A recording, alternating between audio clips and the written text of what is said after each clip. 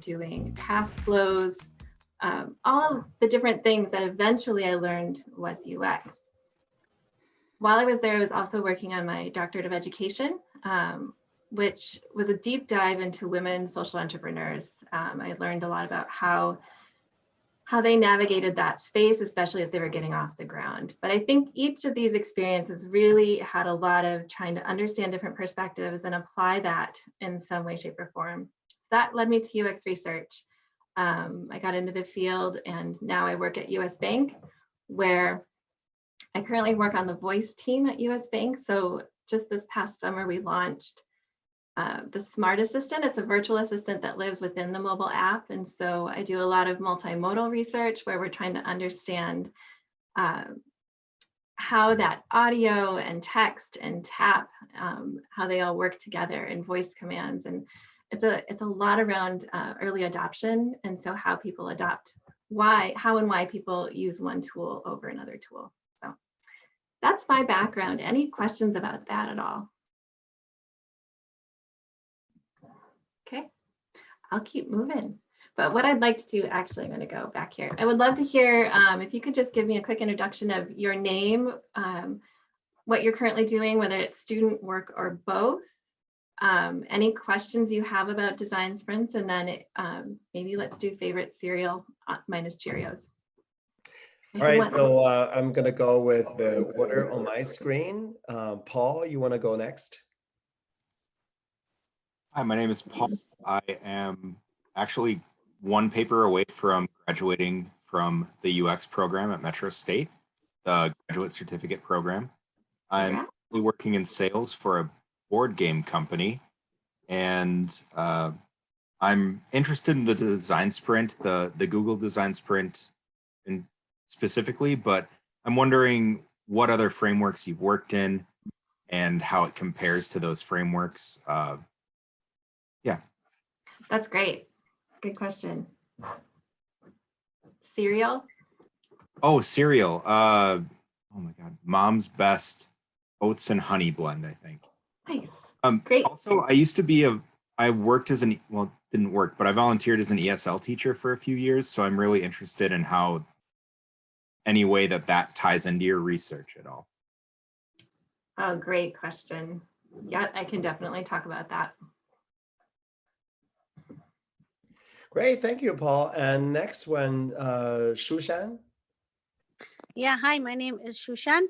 I am a MIS student. And the reason I joined this evening is I always miss Zoom meeting. So when I opened my email, I saw this one is going to be on at 7. I said, I'm going to join it. I don't know what it is, but I will join because in our last class, we were learning, part of the class is how to develop an app. So I said, maybe this would be related to it. So that's how I joined. And my favorite cereal is nothing. I like oatmeal. Sorry. Good.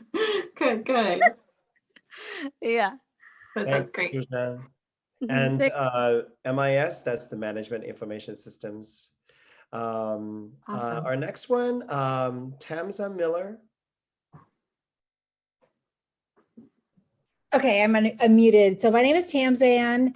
I'm joining you tonight from San Antonio, Texas, because I'm a flight attendant for Delta, and I just brought the Oklahoma City Thunder to San Antonio to play the Spurs. So I'm in San Antonio for that. But I'm in the master's program for technical communications, and I didn't know anything about user experience until I took a class in it last summer, but now I'm very, very interested in it.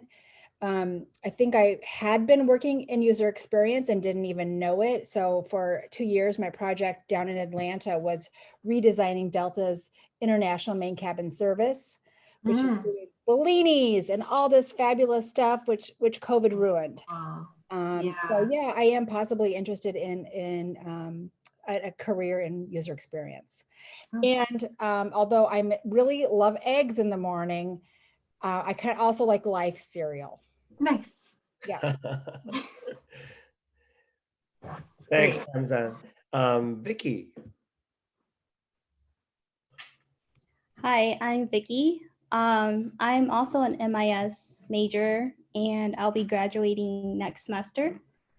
So right now I'm currently working as a software QA analyst and hoping that UX has like a path after, doing some QA work in the software development, but just hoping to learn some more. Great. Thank you. And Stephanie.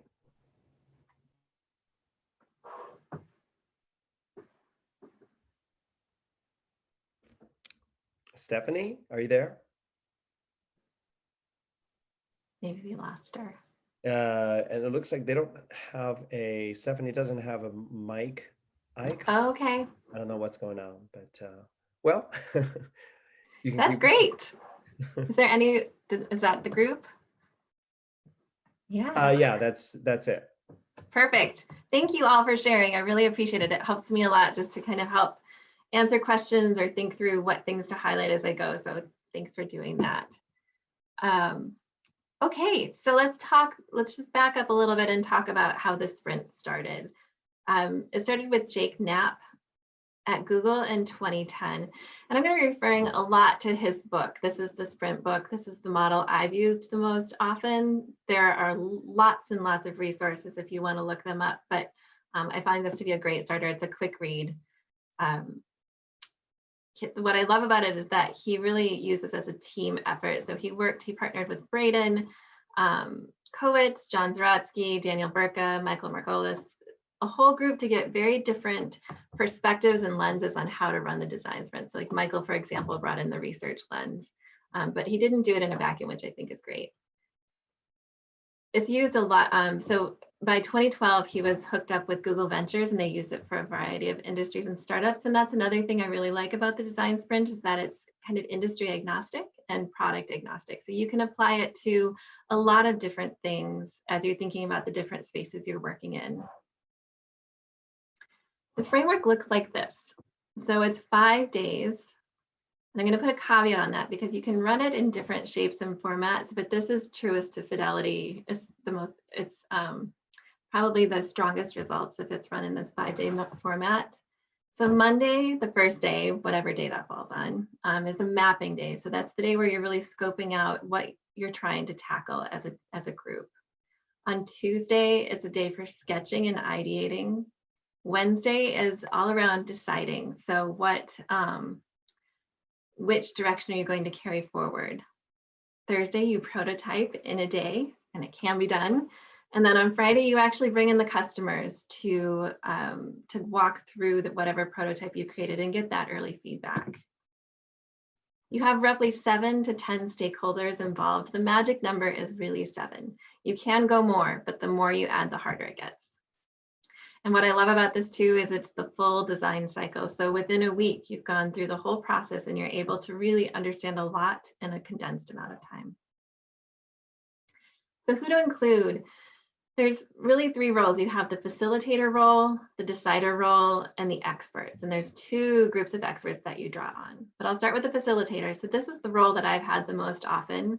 This is the person that creates the space that you'll be working in. They guide all of the activities, the discussion, they keep time. And then they also care. I would like to point out care of participants. It's a really intensive workshop. And so it's important that you're giving people breaks, you're letting them make sure they have snacks. You're doing all those things to just make sure people kind of stay in that safe space. The decider, I have them on the go because this is the person who's the hardest to get in the room usually. This is the product owner. This is potentially the CEO if it's more of a startup. It could be a dean. It could be all of these different, but whoever's making that final decision about what you should be doing. It can be 2 people. I've run it actually where we've had 3 deciders in the room as well. That gets a little leader heavy, but that person's really important. And then the experts. So this is what's great is you can draw from expertise across teams. You can include marketing, design, sales, engineering, customer service. I've had dev folks on my team, QA on my team. You can bring in a lot of different people into the room to help you make these decisions. So, and then there's a second group of experts that you bring in on the first day of the actual sprint. And we'll talk more about that, but that's basically trying to understand as much as you can about what's been done already before you create something new. So outcomes, does it really work? I think I was pretty skeptical of the whole business for a long time. I had read the book and it just seemed to me, I was just thinking it would be too fast, but now I've seen it several times and it really does work well. Here's some of the things that I think are really great outcomes. So focus as first and foremost. I think a lot of times we have competing products in our day-to-day jobs, and this allows you to focus on one problem and do a really deep dive in a very condensed amount of time. So I've just gathered some quotes from team members over the years that I'll kind of highlight as I go, but we're always running around with multiple projects. It felt like a luxury to be able to really focus on one thing.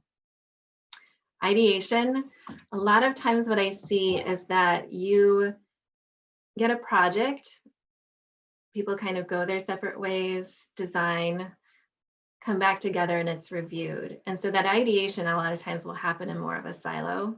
But what this sprint does is it keeps that in the group and it keeps that conversation going. It gave us the space to explore ideas before they've been vetted with leadership, which I think is a really powerful piece. Momentum. It keeps things moving forward, propelling us forward when we usually spin. I'll show you this when we get to the mural board, but we do a lot of activities throughout that involve voting and decisions. There's a lot of really proactive decisioning throughout that just keeps things going, which is helpful. The whole activity is a learning exercise. Each day you're bringing in new input and trying to build on that. So there's a focus on that kind of growth mindset, the idea that there's more to learn, there's more to discover. It felt like we were able to use those new insights as we move through the sprint. And then lastly, failing fast. This is probably one of the biggest benefits. You're taking a week to explore an idea and get it in front of customers quickly to see how people will react. This could have taken months, and it does. Sometimes projects go on, and this is a way to get quick insight and then move forward with that insight in an iterative way. So how does this work? Right now, like I said, a lot of the digital world is remote. For a long time, the authors strongly advocated for in-person only. They wanted this to be a space where you were interacting with a whiteboard and Post-it notes and really working as a team around a room. So they've done a lot of research this past year on people who have been doing them remotely and what the best practices are. And they've spent time building out those tools to accommodate our current scenario. And I think as I've run them remotely, there's a few things that are really helpful. Things like always on video. That seems really cliche, but it is a very helpful thing to be able to see people's body language, those nonverbals, the smiles, the frowns, everything in between. That is just a really big asset. We have also found, though, that I think we know now there's a lot of Zoom fatigue that can happen. This is a really intensive workshop. So we're experimenting with those activities where you have that interaction, having the video on, and those that where you're working more, like if you set a timer for everyone to work, maybe you turn your video off for those pieces. And I think that's helping. Engagement. There has to be more engagement when you're doing things remotely and online. That's just it's a different facilitation style. I think you need to really make sure you're drawing people out. And that can be really fun, but it takes just that kind of those extra built-in activities. And then virtual whiteboards. These have been really powerful for our team. I'm going to highlight, there's a lot of different kinds out there. I'm going to highlight Mural today. I'm going to show you the board that we've been working in. So I will go grab that.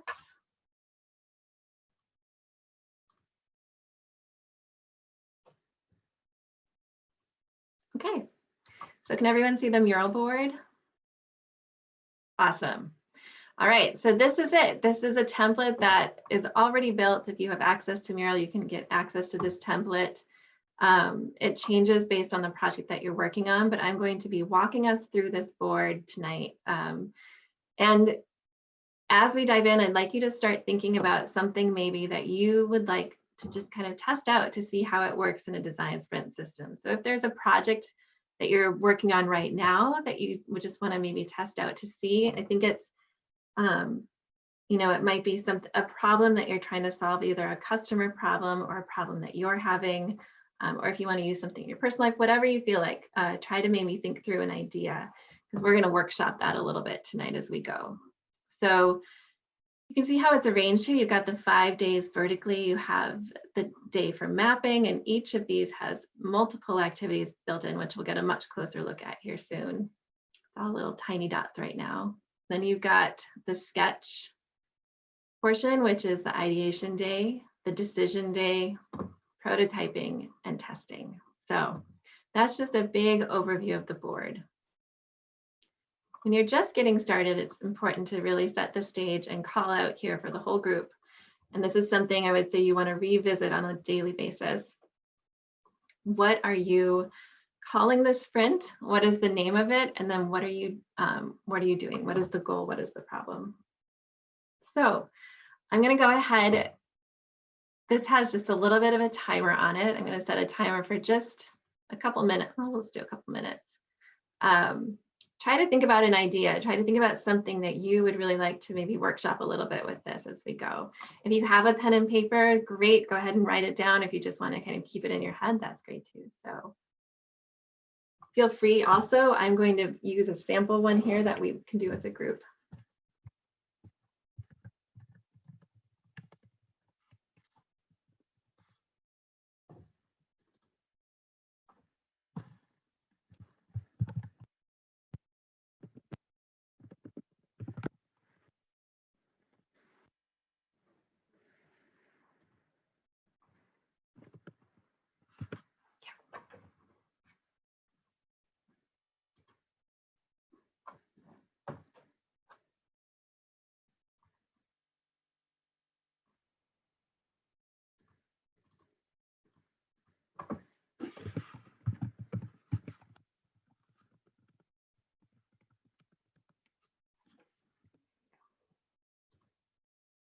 All right, so mine here is called Clean Room Debacle, and I'm going to just use this as my sample as we walk through, but it's how do we get people, and by people, I mean children, to keep a clean room? That is, that's going to be the one I focus on tonight. But does anyone want to share something that they have in mind?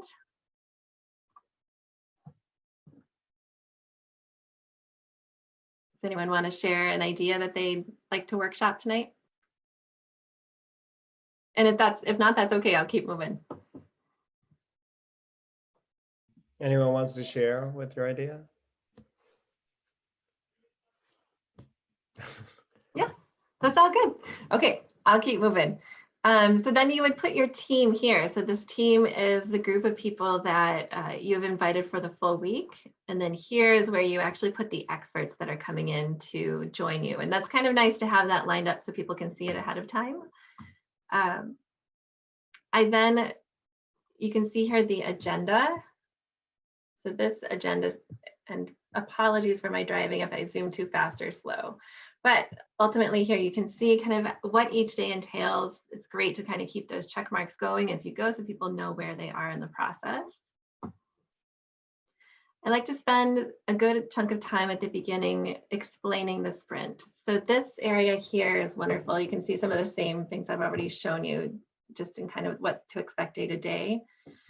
But I also like to focus on how this can be a really emotional journey and ride. You know, you start the day pretty excited. By the end of the first day, it's really information overload. Tuesday is a lot of really fun ideation. Wednesday is great. You decide which way you want to go, but then it's also the realization that you need to prototype the next day, and that the pressure kind of increases at that point.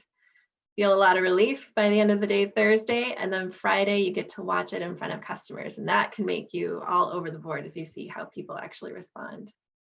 Ground rules are really important on the front end, so trusting the process is huge. I think that's one thing people have come out of the process saying, it worked, I didn't think it would work. So that's always good to remember. Showing up on time, a lot of times you'll have a pretty tight schedule. you can add rules to this. One of the things that I typically add is, you know, if you miss something because you have to step out for a meeting, we keep moving forward as a group. It's really hard when someone comes in after missing a section, then you have to go back through and describe. And what ends up happening is you re-decision. There's all of a sudden the discussion opens back up. And so that's really hard. So people know if they step out that you just kind of keep going. The sprint is about focus. So we try as much as possible to stay off Teams and to stay off of Outlook or Slack or other tools that we might use in-house. There'll be plenty of breaks. I think 15-minute breaks are wonderful. They give people a chance to really get away, get a snack, clear their mind a little bit. And then again, keeping that video on. So those are some really good, just kind of rules of thumb as you go through. Just quickly back to the agenda here. I know I mentioned that, you know, 5 days is the optimal if you can do it, but that can be really hard for companies to get 5 people in a room for full days for a week.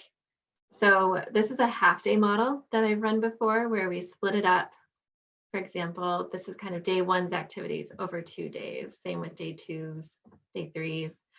You can get flexible. I've had people I know that have run 1-day sprints, 3-day sprints. Some will get through the prototyping and then save the customer interviews for a later date. So there's lots of different ways that you can tweak and make this work for your team. So even though that 5 days is optimal, I think it's always good to experiment with mixing this up. Okay.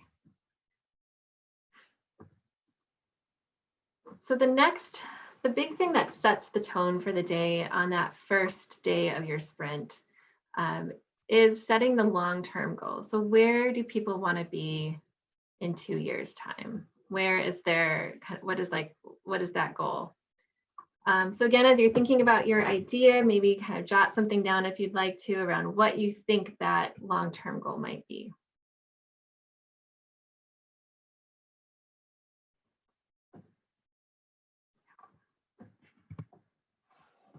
So for this one, in my example here, in 2 years' time, I would like my children to clean their rooms without my help. So that is my long-term goal. It could be, I've seen them where it's like, we want to have this specific app built, or we want this feature to be built, or we want to alleviate this pain point that we see in our data. We want to decrease this particular metric. We want to reduce time on page, right? I mean, it can be a lot of really, I think when you're looking at the long-term goal, this can be a really good benchmark as you're thinking about scoping out a design sprint. It's too small. And I've had that, we've had folks come to us to say, we really want to fix this one specific thing. It's really hard to carry it through a full design sprint. You want something that's not too blue sky, but is also not too granular. It's kind of a funny middle ground where you want to get this to be. So that's the long-term goal. And when we're running this, this is where we use a lot of timers and voting. This is one of those voting points I mentioned. So everyone writes it down, you end up voting, but then the decider brings in their super vote. So this is that lovely way that what could result in a lot of spin, there's a decision made so you can move forward. Sprint questions. This is one of my favorite activities. I had a really good mentor who used to call this getting the snakes out, but it's essentially, this is the space where you are trying to surface all those doubts, because people will hold on to them for the entire sprint, and it's just a way to name them up front so that everyone's kind of on the same page about it. I like to give everyone a chance to do this on their own. So you'll see here, I have kind of 3 steps to it where I let them write them down individually, because it's kind of scary to put all your doubts all up on a whiteboard, a very public whiteboard all at once. And then I have people select 2 and then let them know also that they'll be sharing them out once we finally see them, so that it's not an anonymous process. I think that's important in a work situation for sure. So again, as you're thinking through your own example, what are some of those doubts maybe that you might have? I think I've got a couple here. Nope. Yes. Okay, so is it ever possible that they will not avoid cleaning their room? There we go. That's good. Negative, and don't children just hate to clean? So see, those are just some of those underlying doubts, whatever they may be. All right. So, but it's good to capture those questions. The next activity is called Note and Map. And Note and Map is a way to map out what that experience will look like as it currently exists. And this can be funny. This is a point where people are ready to just start running and they want to map out what the new experience should be. This is where you say, let's hold off a little bit. We're not problem solving yet. Right now, we're just saying, what is the current situation like? What is the current scenario? It's important here to select an entry point, an end goal, and then also a persona. If your team has personas to work with, awesome. Try to narrow it down to one that you're really trying to focus on. If you don't have a persona, that's fine. This could be a great space just to do a quick exercise. And so from user experience perspective, when we talk about personas, the way that I use them is you're really looking for a type of person and what their needs and motivators are, and maybe their pain points. So for example, let's just say that you might be trying to create an Alexa app, and you know that people that use it on a regular basis have certain needs, motivators, hesitations. That's what you want to know as you move through this process. So again, if you'd like to follow along and jot down your own steps, that's great. This is what I've got here, just some really simple, oh no, where'd they go? Hold on.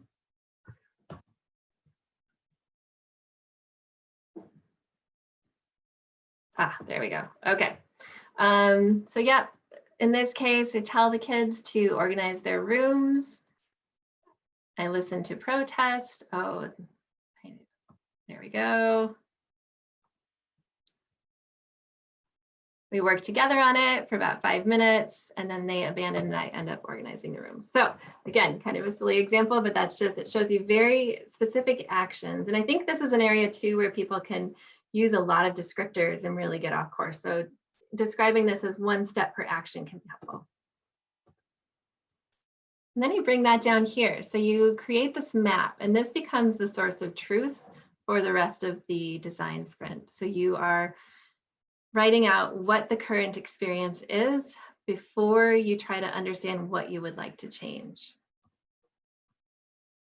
Just gonna take a quick pause to see if there's any questions so far. Okay. I did have a question about just going back to the beginning, defining the problem and how much that is a group decision, how much that is decided by the experts or the facilitator or the person in charge. Great question. Yeah, I think it's a combination. So there's usually been some discussion before you launch the sprint that you would like to do a sprint for a specific project. And that helps shape the scope from the get-go. It might be a feature that's coming up on the roadmap. It might be a new product that a company is thinking about offering. It might be, like I said, a problem. So there's been conversations already around what the general area is. When you get to that long-term goal space right here, Paul, this is where everyone lists out what they think it should be, and everyone gets a vote. So when the leader, when the person who's either in charge of the product or the company weighs in, they can see where the team is at and kind of see where the consensus lives. What I've found with this is that when people list the goals, they tend to be pretty similar in this space. I think I've seen very few where there's a lot of variance. So that's one thing I would say about that. Does that answer the question? It does, thank you. Yeah. Other questions at this point? That's a good one. Okay. All right, so this is the really fun part here. This is what we call the Ask the Experts. This tends to be everyone's favorite part of the sprint. They're lightning interviews. They tend to be 15 to 20 minutes a piece. This says 30. I've usually kept them 15 to 20, pretty short. So you bring in people from different areas of the bank. And so you might bring in, if you're a digital team, you might bring in an SEO expert. You might bring in a customer service rep. You might bring in someone who tried launching a solution to this product 2 years ago and it didn't work, right? So you can get a lot of different angles on the problem is usually what I try to do. And everyone on the team on this board gets their own space to write notes. What I tend to find, a how might we statement. Some of you may have worked in these in the past, but essentially you're trying to frame the problem as a question. So how might we create a better or less time on page, or how might we create less friction points? You're trying to kind of frame it as a question so that you can help ideate a solution. That's hard for people to do. I have found it's a little bit abstract when you're asking people to take notes that way. So I tend to help the process along a little bit by adding pain points, what's going well, and opportunities. So I'll divide this board into sections where I say, write down all the pain points, write down what's going well, write down the opportunities. So for example, if we keep this example going here, when you're talking to my kids, you know, I don't know where to start, or I don't know what the value is, or it takes too much of my time, or there's not enough consistency, right? So you might have a lot of different examples of pain points. What's going well? What did I put here? They cooperate initially. And some opportunities. Kids like games, kids want to find their toys easily, and they want to do something that they can create themselves, right? So this is where you can start to understand what those true needs are behind the experience and help start the ideation process. Okay, so the how might we's, where did these go? See, this is, bear with me. There's one. All right. So how might we break cleaning down into smaller projects? Might be a how might we that comes from the pain points that I've gathered here.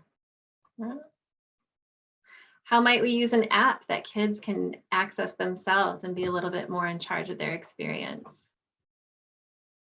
And how might we turn this into a game?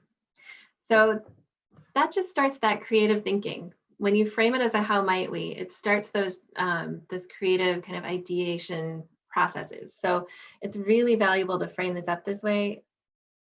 Everyone is writing their own how might we's, and I just want to give some scope here. I've come out of these sessions with a good 80 how might we's before. And so I usually at this point will ask people to pare it down to their top 5, which is really hard for folks to do, but they do it. They pull in their top 5. Then we consolidate those how might we's here, and you do a lot of voting. My last friend, I think we got down from, I think we had 63 how might we's down to 3. It's pretty incredible, and it's the team themselves group the how might we's together in an affinity mapping process, and then after they've done that, they start to categorize them, and so everyone is really part of that process of analyzing those how might we's and getting the ones that make the most sense. So then after that, you go back down to your map and you line the how might we's up on your process.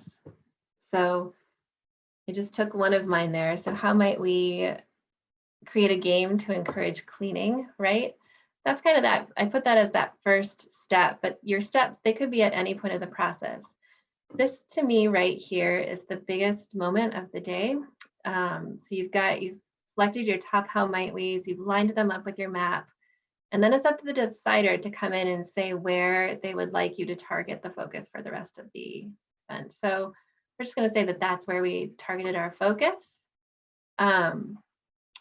But that's day 1. That's where you should land on day 1, is with a how might we that you're trying to solve as a group. So I'll pause there again as we kind of head back to the agenda. Any questions on the day 1 activities that we did? That we looked at.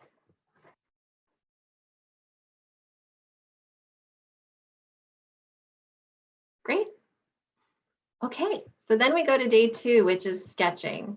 This is where things get even more fun. You start off with something called lightning demos. Lightning demos are where the teams kind of come into smaller groups.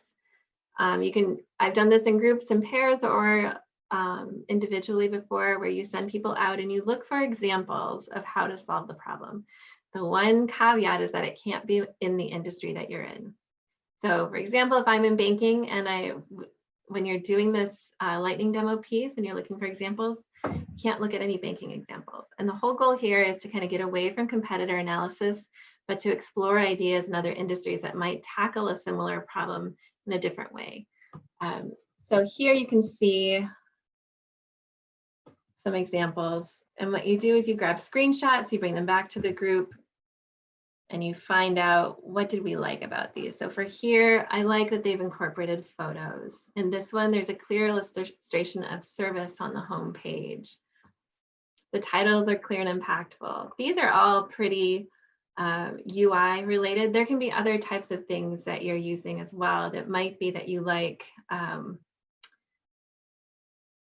Let's say that your focus is a dieting app. You might be looking at other ways of encouraging behavior change, like a smoking cessation app and what techniques they used, or a writing app and kind of creating those habits. So that's, you can look at both content and more UI. So this can be a really fun activity. You have everyone share it out, go through those big ideas, and then you move on to sketching. And this is where, if you have folks in your group of 7 that are not designers, it's really important to stress that this is a very friendly activity, that the designs don't have to be pretty. It's a really low fidelity exercise. There's no right or wrong ideas, and that everyone really can do this. It could just be kind of intimidating, but it's a 4-step process, and I'm going to talk through it. Essentially, and we've done this asynchronously, so we'll send people out and ask them to do these timers. So there's 4 steps. The first step, you take notes for 20 minutes, and this is, you just try to get out everything that you're thinking about what you've learned so far. So what are the how might we's? What did we hear from the experts? What did I learn in the lightning demos? What do I think is really good that I want to carry forward into my design? You take another 20 minutes to take those notes and start to make them visual. So start to jot down doodles, things that you represent, maybe a potential path that you want people to go through. And then you have this crazy 8 section. So you take a piece of paper, fold it into 4s, and you do the crazy 8s 1 minute per sketch. So you do 8 sketches. As a facilitator, I like to participate in this process just so that I can better understand what that feels like for the team. I think it helps kind of build that empathy as other people are doing this too. And then the solution sketch. So then this is what it will eventually look like. It's 3 Post-its with a little bit of description for each. And here's some examples so you can see just really basic sketches. I like to show more examples here from your team from previous sprints if you have them, just to show that there's a template. It's really this 3 and then writing, but the variety of pictures, it can be stick figures. It's just a very basic way to get ideas down on paper. And that is the end of the third or the second day. So any questions about this part, the demoing, the lightning demos, and the sketching? I'll keep going. Okay. So you take all of those ideas, and this is where it's kind of fun. They get sent to you anonymously by the team. So you have a whole bunch of different sketches. You place them here into what we call the art gallery. The art gallery, what I love about this review process is it's a silent review. So no one talks, no one pitches their ideas, which I think is really helpful. Everyone just goes around and puts little green dots on the things that they find interesting. So what is interesting about this one? And I might put a green dot over here. So I think in this example, yep, it says bang, right? So why I just might put that there. I'm not going to say anything about it, but I put that down to record that. After the 20 minutes of silent review, you go back through and you do a Q&A where everyone writes down kind of what they really liked about this, what they think is really strong about it, and then whatever questions they might have, like, is this really technically feasible? Or how would we connect those 2 data systems together? This is a great place for those. I've done this where we go through it and we verbally ask questions and answers. I think it can also be good to do this silently because it keeps that anonymity of each of the designs. Because next you do vote on which design idea to carry forward. And again, it's similar to the others where the team is all weighing in on the ones that they would like to vote on. I think they get 2 votes each. And then the decider ultimately picks that design direction to carry into the next day. But first, you figure out if you have an idea that may be a really big idea that's, let's say, a flow. I think I had one that was 15 screens long. Are you going to divide and conquer that? Are you going to split up your storyboard so that you're working on it in different teams? Are you going to stay as one group? Those are just questions to ask as you go through. But you do another map just to make sure everyone's on the same page about what the design flow is. So you map out all the steps that your prototype will eventually be in. You align those with more voting. And then you storyboard. And the storyboard, it depends on the whiteboard tool. This can be kind of frustrating for a group to try to sketch out and storyboard in here. So sometimes people have done that also separately and then come back together. But it's just you're laying out the story so that by the next day you're ready to prototype. I'll pause again for questions on the decide day. I'll kind of do this for each day. Question? All right. So I haven't seen this template before, but how much of this is you? How much of this is just a stock template? Yeah, here, I should have started there. That's a great question. Most of it is not me. I personalize each one that I do, but this was created by, thank you for calling that out. I meant to start there. Steve Krushan, he works with Design Sprint Ltd and he did this in coordination with the founders of Sprint. So yeah, this board was ready. There's a template for it. And then I will usually go through and add tweaks and additions and things that I've seen. Like if I have a really big group that I'm working with, I might set up teams in these little sections. I might add I have some instructions that I add in here just for things in spaces where I found there's just a little bit of confusion without a little extra bit. So yeah. Great question. So if you go to, if you do have access to Mural, you can just type for Design Sprint and it pops up. That's just part of their template package. So it's great. Thank you. Yeah. So for prototyping, the big thing here, the prototype mindset. I like this. You know, you can prototype anything. Prototypes are disposable. Build just enough to learn, not more, and it must appear real. I think selecting the tool is kind of that first part. I make the really big point with my team that it should be as low fidelity as possible. As a researcher, one thing that we know is that when you put ideas in front of people, the rougher, if they feel like it's a rough draft, they'll give you more feedback. If it's super polished, not as much. So especially in the ideation process, when you're just testing out early concepts, low fidelity is really key. And so that means boxes and text and not a lot of embellishments. But that can get really tricky if you have really talented designers that are good at turning out high fidelity quickly. So that's usually just a conversation to have. There's two people that make the designs during the day. So that just is it's a double, you have two people working in that at once. There's a stitcher, that's someone who at the end of it will tie everything together. There's a writer, there's an asset collector, so someone who's going out and grabbing photos, images, anything that you need to put into it. Facts, if you need to know certain things about a product that maybe you don't have at the tip of your fingers. And then someone to do the interviews, which is usually, that's been my role as well. If the facilitator is not the researcher, it's important to start that process on at least the second day. For me, I usually have about 2 weeks lead time just to make sure that we will have people in the door, just to make sure we get everything recruited. So there's a process that happens before this happens, in my experience too. So yeah, if you spend the day prototyping and coming up with the final asset, it's great to get the decider in the door just to take that final view before you put it in front of folks.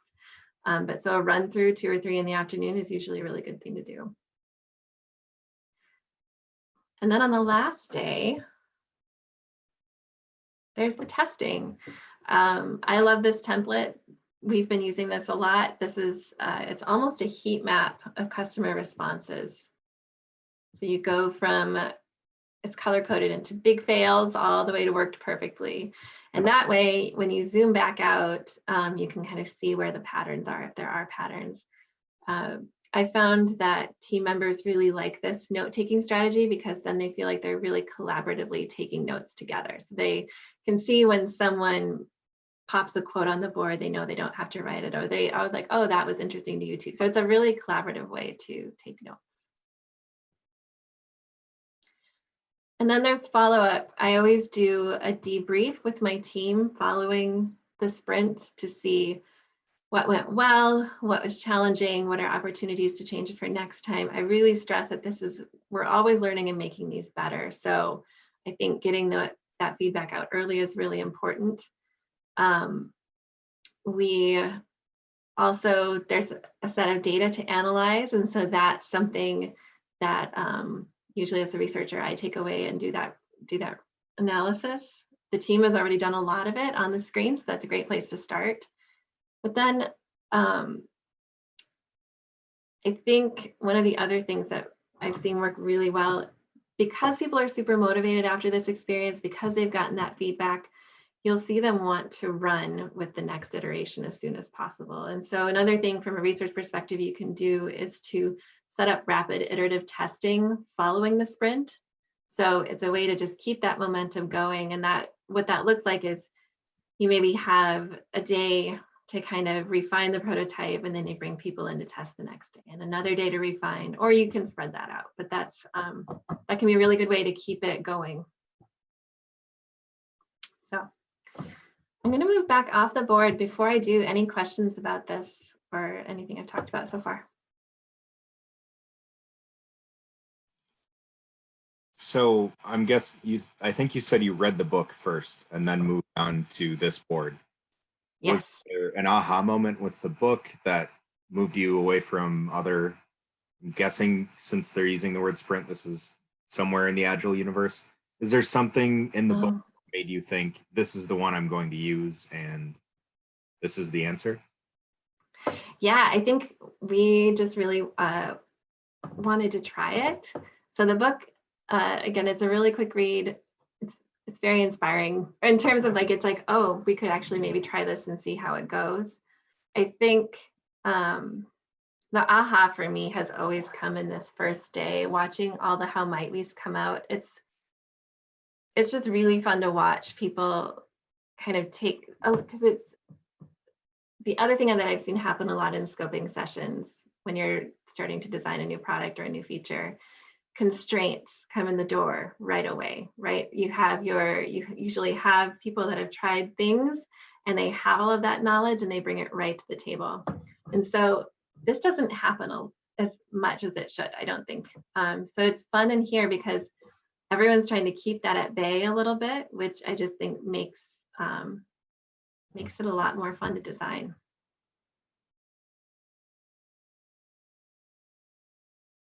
Yeah. It can get too blue sky. That's the other risk. I guess sorry to keep asking you questions your way, but have you been in any of these sprints where I'm thinking of my own work team right now and how different personalities act in different ways and sometimes probably not very politically correct or proper in the situation. Do any of these days, do you run into more problems than others? Oh, yeah. Yeah, I'm going to make this point in a little bit too, but I think to me, some of the toughest characters are those who struggle with ambiguity or people who have a hard time, who are used to having and delivering a final product.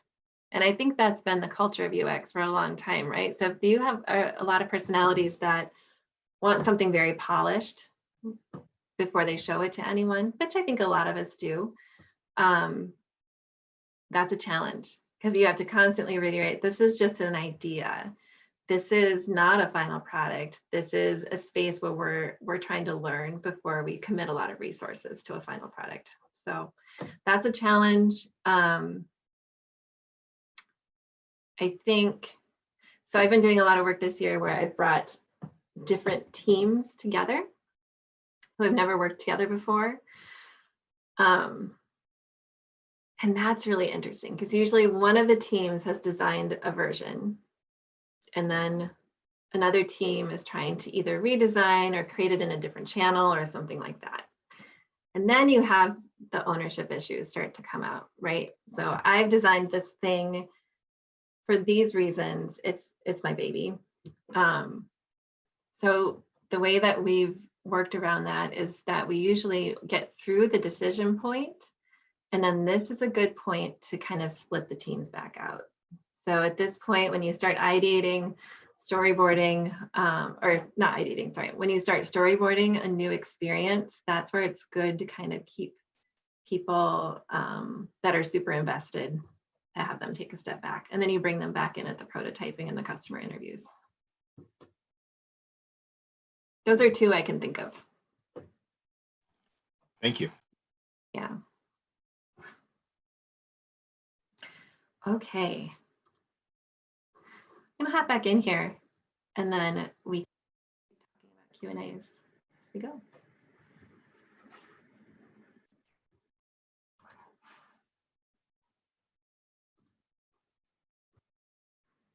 Slide through here.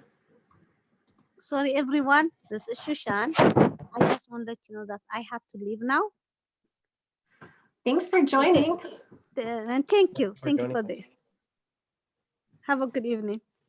You too. You too. Okay, so challenges, what could go wrong? This is kind of a continuation, Paul, of what we were just chatting about there. Everything. So I think it's really important to know that things can go wrong all over the place, especially with you've got technical challenges of people. Zoom doesn't work, they don't have internet. Day 2, when you're getting the sketches in, you can explain the format that you want it to be in until you're blue in the face, but you will always get something that's a really different format. So I've gotten PowerPoint decks as the ideation. I've gotten all sorts of things. And you just have to kind of pivot and figure it out as you go. I've had voting sessions where there was absolutely no consensus and we had to kind of reconfigure the whole thing. So just know that things, you can have a great playbook, but you have to pivot on the fly. It's just part of it. Bandwidth. Sometimes people get pulled away, and this is where I was talking about those ground rules of moving forward. There are a couple of spaces that designers really need to be in. They really need to be able to commit to day 1, and they need to be able to commit to that Wednesday morning session where they're actually making a decision on the design. The more they can be there for, the better, but pragmatically, that's not always an option. And then mindset, and this is what I was just talking about. It can be really difficult to be in a growth mindset. It's not a final product, but a first step towards one. So that's just something to talk about. How do I start? I think scoping is really important. Like I said, I've run some through that were too big and hairy. I've run some through that were a little bit too small. And so that's just, over time, I think you kind of learn and you can right size, but that's another thing that you can pivot. I've had some go through that we ended up not being able to bring customers in, and that is a real letdown to the whole team. And so sometimes you have to kind of reconfigure and talk about why and do some really good unpacking of what didn't quite go as it should have. Establishing timelines. I think, again, being creative with that, trying to work either half days or full days or different formats can be really good. And then again, just learn as you go.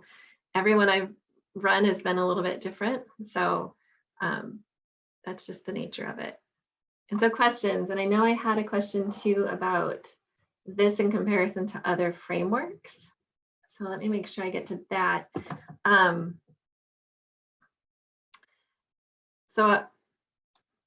At US Bank, we do a lot of co-creations as well, and that's a little bit different. That's where you're actually bringing in customers to help design that prototype with you, and then working with them, and that can be good. I think that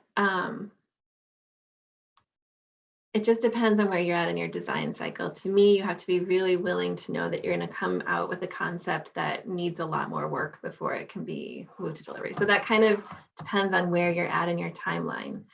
Are there other frameworks that you are curious about specifically? Not really. I'm not familiar with a ton of them. I've read about them, but I've never participated. Yeah, the cool thing about UX research in general is there's 40, 50 different methods out there that you can choose from. And I'm lucky to work on a team that is really willing to explore and let us explore different methods. So trying things out for the first time. And I have a leader right now who's very transparent about, we all have different things we're good at, but let's help each other grow in the spaces that we're not. So that's a really fun environment to work in. Yeah. What other questions about design sprints or other things? Feel free to ask questions.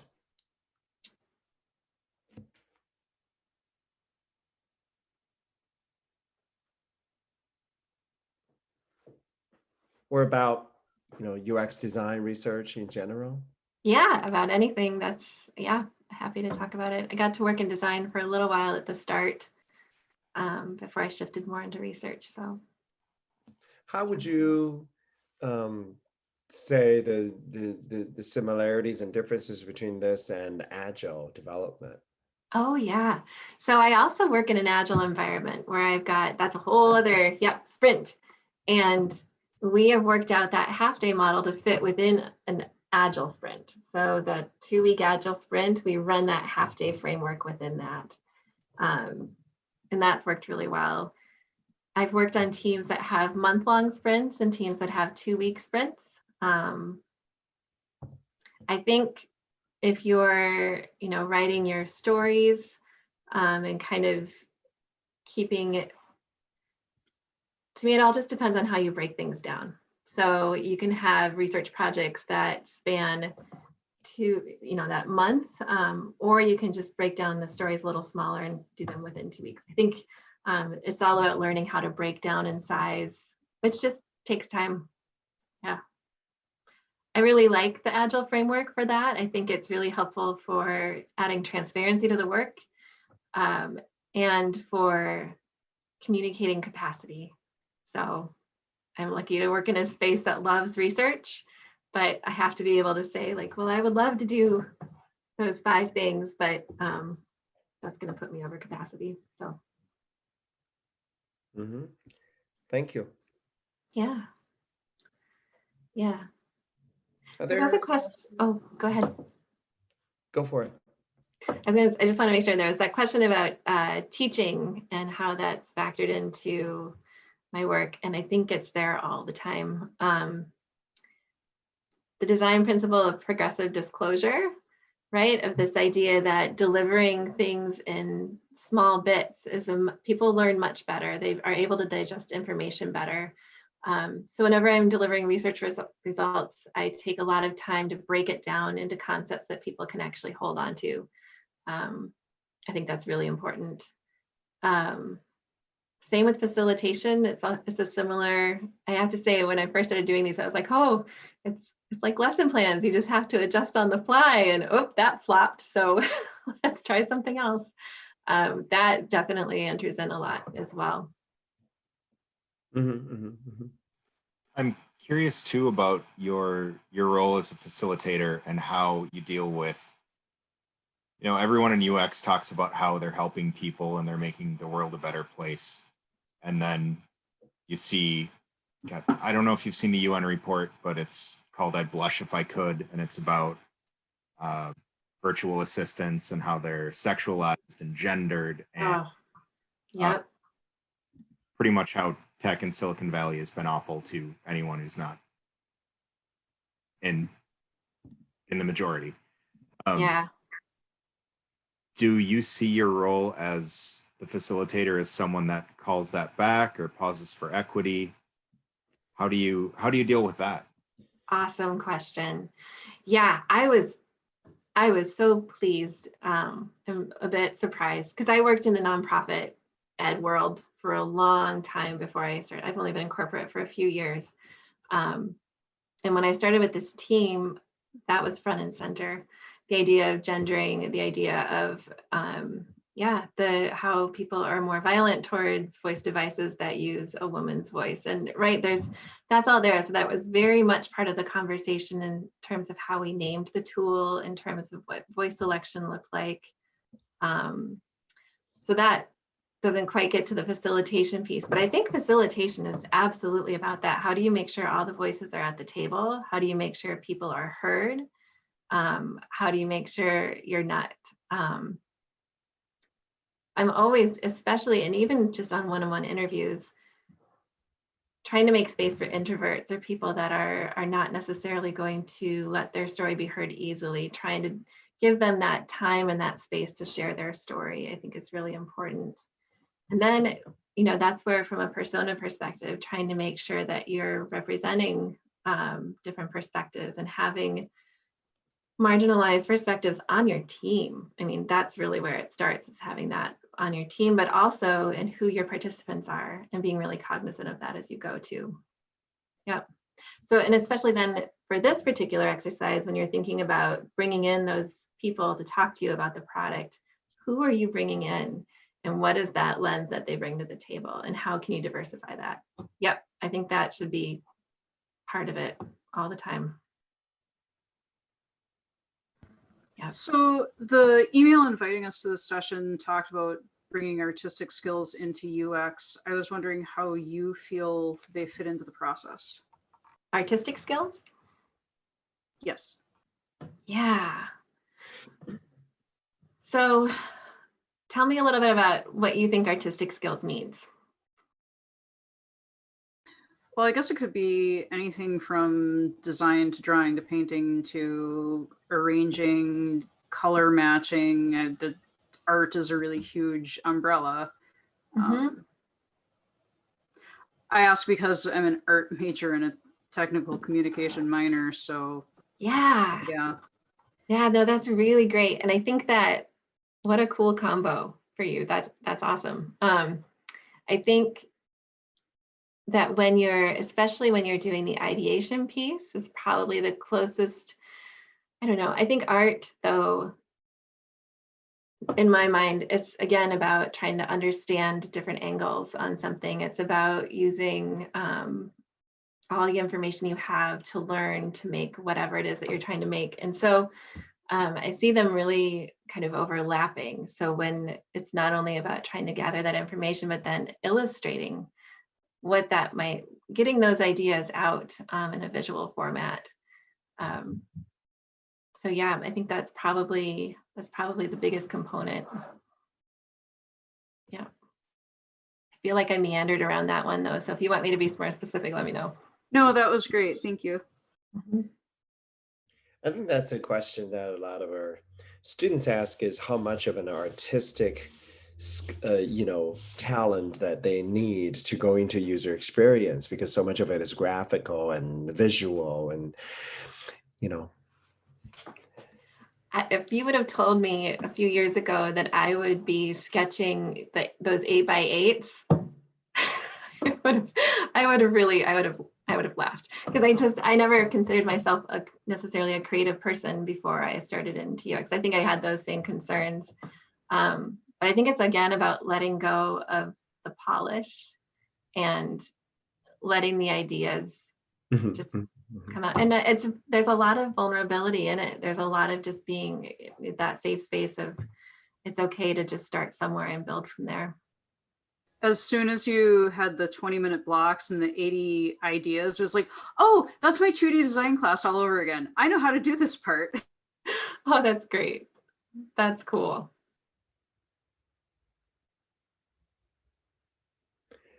Other questions, comments from folks?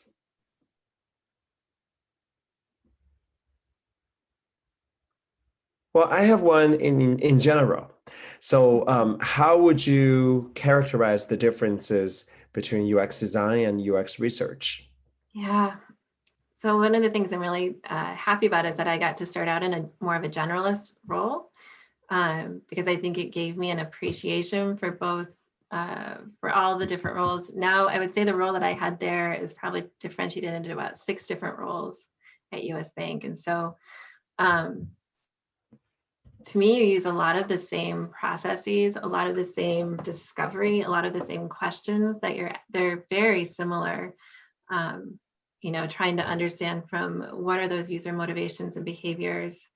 You're trying to incorporate that whether you're a researcher or a designer. I think in a lot of spaces, the UXer ends up doing the research if it is that's, you know, it's a single role. And I think that works really well too. To me, where I went more towards research, I just wanted to spend time with the data. I really enjoyed that piece of it, that analysis piece of it. And then, but I still see what I do as designer work, because again, I'm trying to illustrate my findings. It's really important to me with qualitative data to illustrate it through visuals and pictures and icons and things that people can understand easily.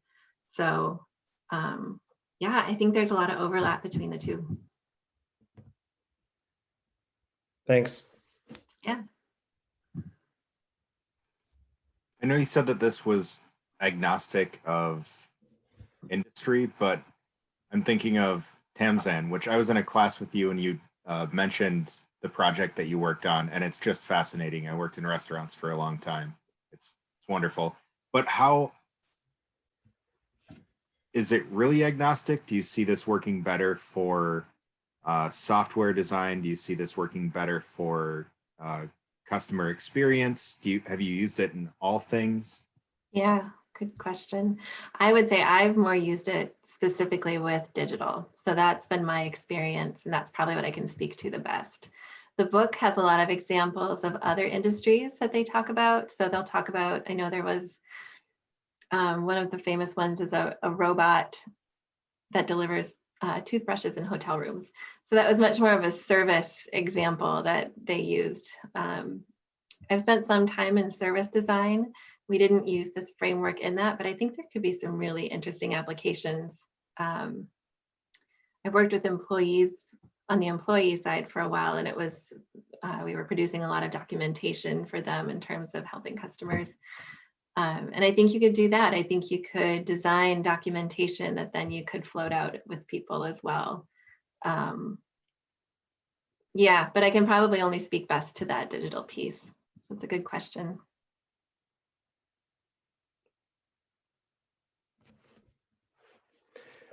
What would be your top advice to students who are trying to go into a UX related career? Yeah, good question.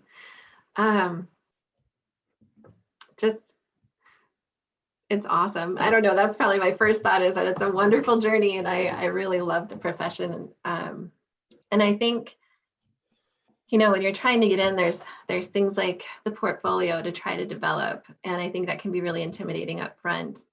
I think there are a lot of ways to take experience you've had, even if it's not 100% digital or related to the work that you're going into, and putting that user experience spin on it. So I think there's a lot of career changers in UX. It's a wonderful interdisciplinary space. So don't be afraid, I think, of bringing whatever experience you bring to the table and putting that forward. So that's a couple of things. I think if you are finding yourself stuck and if you can find any friends that you can use as guinea pigs, that's what I did. So I had a good friend who was starting a business, and they let me use their website as a way to, you know, walk it through the user experience. And that taught me a lot through the process too. But yeah, I would say generalist positions are a great place to start, but getting your foot in the door anywhere will teach you a lot. Mm-hmm, mm-hmm. What do you see are some of the trends in UX in the next, 3 to 5 years? That's a good question. Well, I think this year has shifted things a lot, just in terms of people's reliance on digital. What I'm really curious to see is if this abates and we're able to go back into less fully digital spaces. Will we go back? How will that behavior change once we're back into what's normal or not normal? So I'm really curious to see what happens there. I think that digital, though, is just going to continue to rise. My experience right now is a lot with voice, and I can see voice tools, again, becoming more prominent as it goes up that adoption curve potentially. But I think the field, I don't know, I listen a lot with Jared Spool, and I know there's a lot of talk about, as people are coming in, about it getting more professionalized with different certificates. As of now, I think it's still, I think getting the degrees and the certificates is a really big help for getting your foot in the door too. So I think that's only going to continue to grow. Yeah. Thank you. Yeah. We have a few minutes left. Any more questions?